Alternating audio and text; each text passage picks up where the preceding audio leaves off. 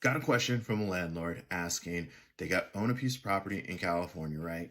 And they appoint an agent on it for a durable power of attorney. Okay. Can that durable power of attorney agent appear on the landlord's behalf to handle the eviction case? Hi, my name is Rob Wells. I'm the Landlord War on TikTok and YouTube.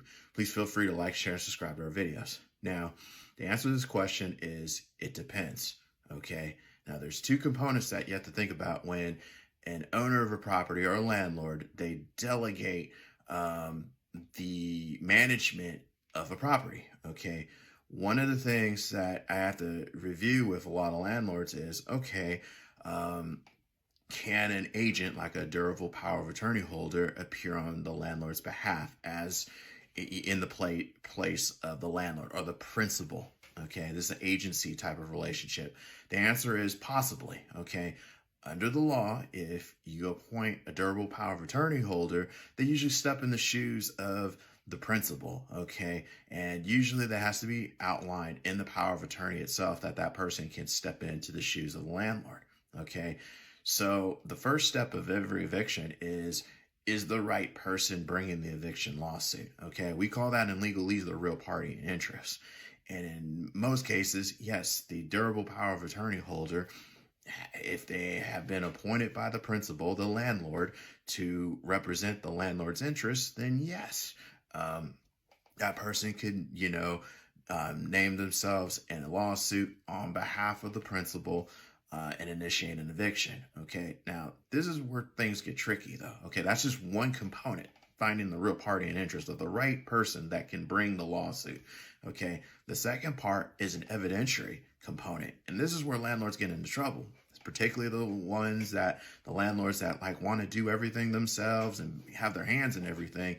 This is where they get into trouble, and I've run into this situation quite a lot in the last couple of weeks here, where okay, landlord, has someone that is managing the property on their behalf, right? The landlord wants to get involved with everything and collect the rents and get involved with managing the tenancy, doesn't let their agent or their property manager do those roles, right? That's where they can get into trouble because there's an evidentiary component to an eviction as well too. So anytime you go to court, right, and let's say a case is contested and the tenant goes, hey, I don't owe you the rent or anything like that, we have to set it for hearing, you got to come to court with competent evidence to show a judge or jury possibly that, hey, the tenant isn't paying the rent, doing what they're supposed to be doing, and I got evidence to show that, okay? And this is where my owners get into problems where they kind of dinker around and stuff. They don't let their agent or their property manager do their job. They might have appointed the agent or the property manager to manage stuff, but the landlord's collecting the rents and the landlord's keeping the records and stuff. And see, the person that's doing all that stuff needs to testify in court and, under oath saying, hey, our tenant is not doing what they're supposed to be doing. I entered into a lease. They're supposed to be paying $2,500 a month rent, etc. here. And if the landlord does all that work, you kind of defeated the point of having an agent or a property manager work on your behalf. You're the one that has to come to court with me because you have the firsthand knowledge of all the facts, basically. And the lawyer nor your agent, if they don't collect the rent and do the things that the tenant's supposed to do, can really help you out. Okay, I get this question a lot. Rob, can't you just appear on my behalf and just handle everything? And I go, no. The big thing is I can't testify in court to what happened or how much the rent is due and how the records were kept, etc. here, because I didn't collect the rent.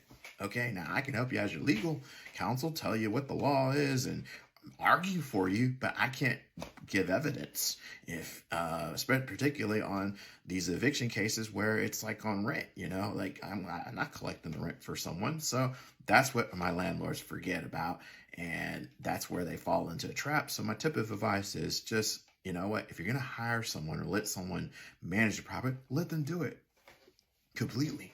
Okay, so you don't have to go to court with me. The agent can go to court with me and testify to those things. So my tip of advice today.